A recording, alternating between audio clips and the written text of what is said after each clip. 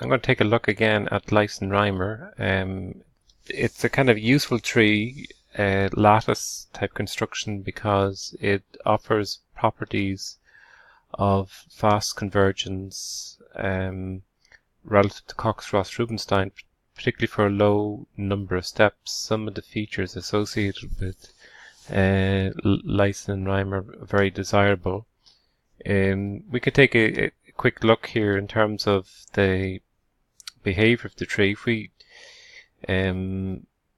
increase the level of volatility here in our tree, we adjust the values starting here. This is the Leisen Reimer tree. These are the stock prices that we generate, and we can see that as we raise the volatility, the values in the final node spread out.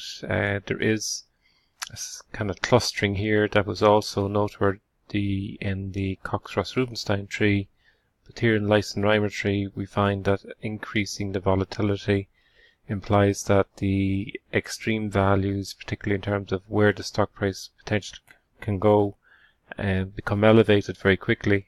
Okay, so we go back to 0.3, and another feature that we might observe here, if we start with a stock price that is low relative to the exercise price, we get this type of behavior where the middle node, if you could imagine there are 15 nodes here, 16 nodes here.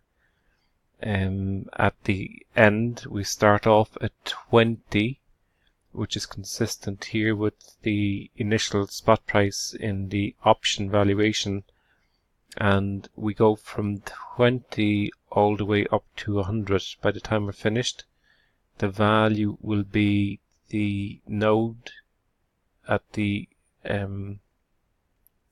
stock price at node 7 is 85, at node 8 is in excess of 100, and that's a particular feature of the Leisen Reimer tree. So if we can imagine here, going back to the stock price tree generated by Leisen Reimer, between 8 and 7 we cross over 100, which is the exercise price here in terms of the option parameter inputs. So if we come down if we go down 8, come down to 8, so 1, 2, 3, 4, 5, 6, 7, 8.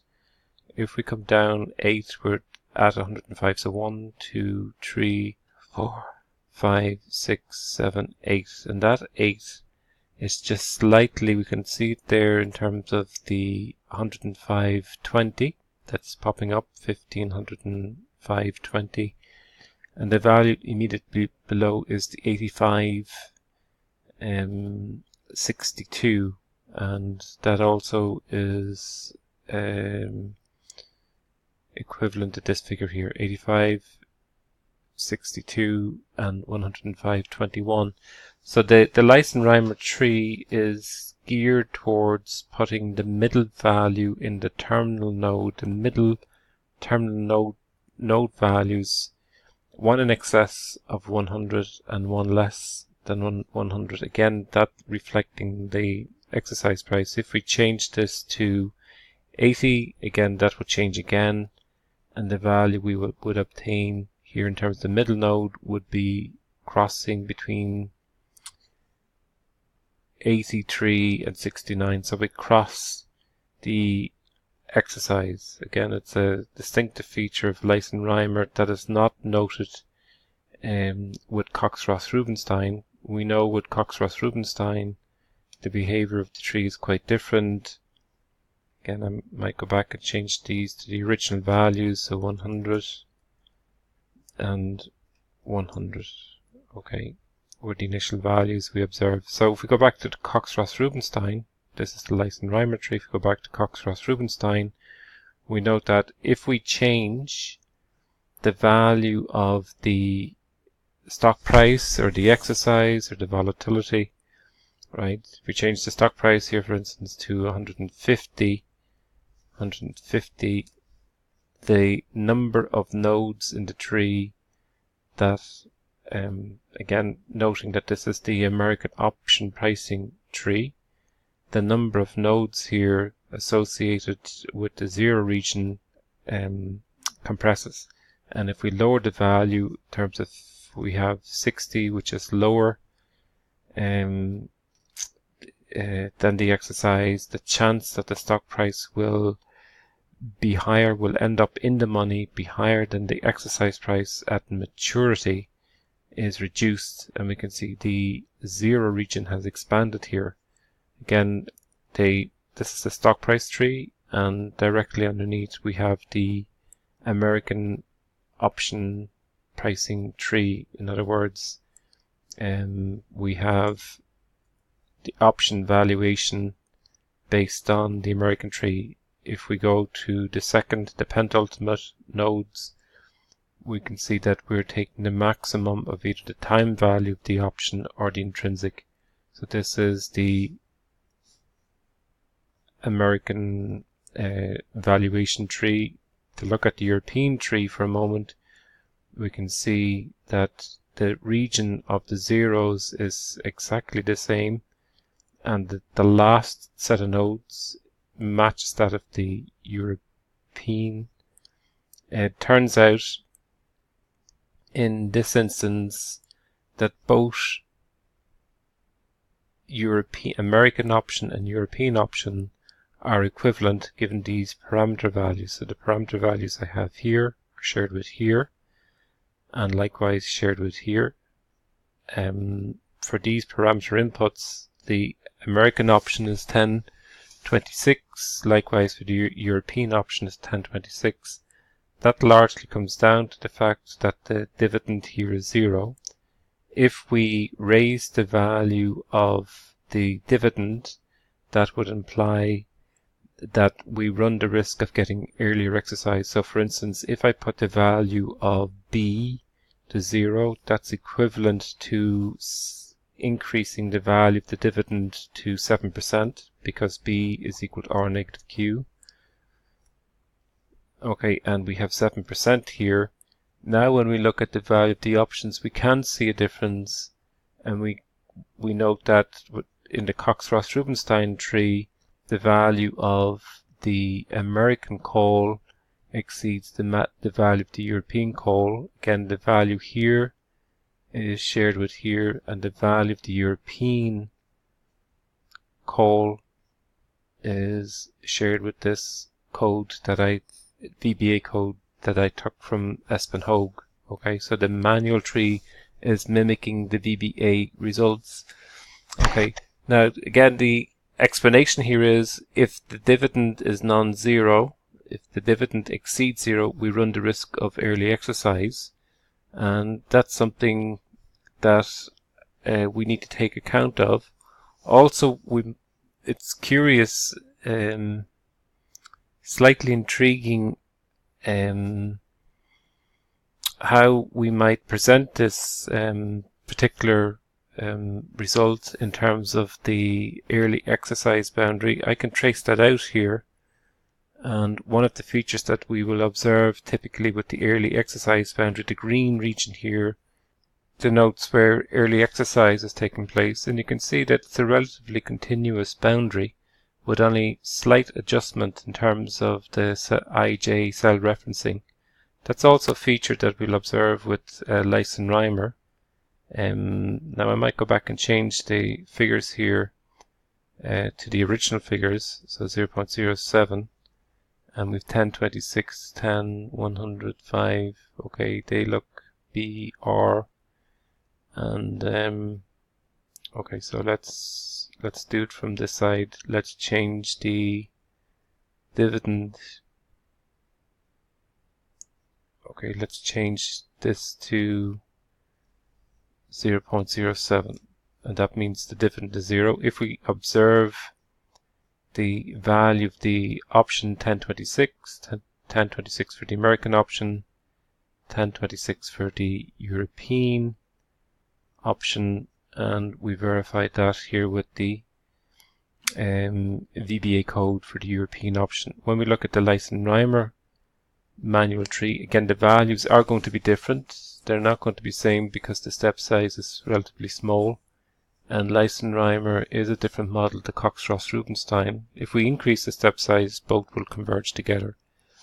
But just to note, in terms of the overall tree, if we change the value here to 0, in other words, if we make the change here, it will change in this instance as well. But if I change this value to 0, b becomes 0, it's equivalent to making q 7%. So q becomes 7% if the cost of carry is 0. In other words, 7 minus 7 make a value of 0. But in that instance, if q is 7%, then the early exercise becomes more probable. So with a dividend yield in excess of 0, we now find that the value of the American option can and generally will exceed the value of the European option. And the value here in terms of the Leisen Reimer American call for these parameter values, 821, using again Leisen Espenhogue VBA code, and that value is consistent with the value we have here. Likewise for the European option, the value of the European option is captured here in the European manual tree, and we both share equal values, 815, 47, 815, 48. Well, with rounding, this is 48. And also notice in terms of early exercise, I built this tree here, and this tree basically captures the difference between, we can have a look at it, but the real-time option, again, the intrinsic value,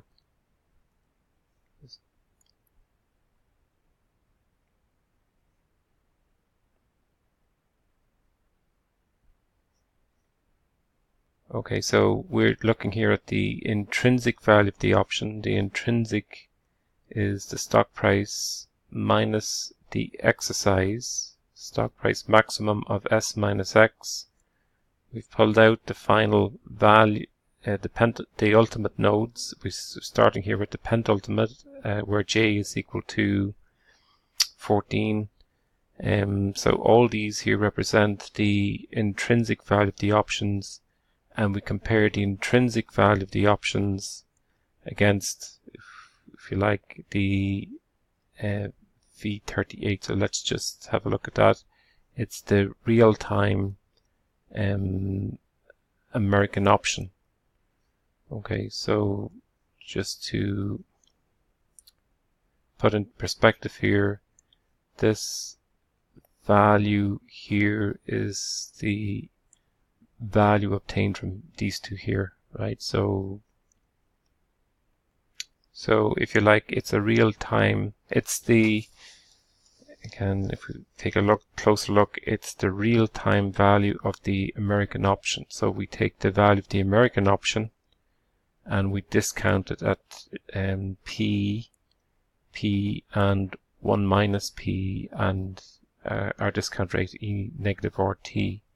When we compare that against the intrinsic value, if the intrinsic value exceeds this real-time value, then we should early exercise, which the green region here denotes the region of early exercise. Again, what we notice here in terms of the early exercise behavior is that it is continuous, right? And that's an important result. That the early exercise boundary is continuous, and that will become later on when we want to devise an algorithm for speeding up estimation, being able to show mathematically that the behavior here of the early exercise boundary is continuous implies we can determine the proximity of early exercise, and knowing the proximity, knowing the region where early exercise occurs, means we don't have to blanket test the entire tree. We can just follow this continuous early exercise boundary and test, and that will speed up computation time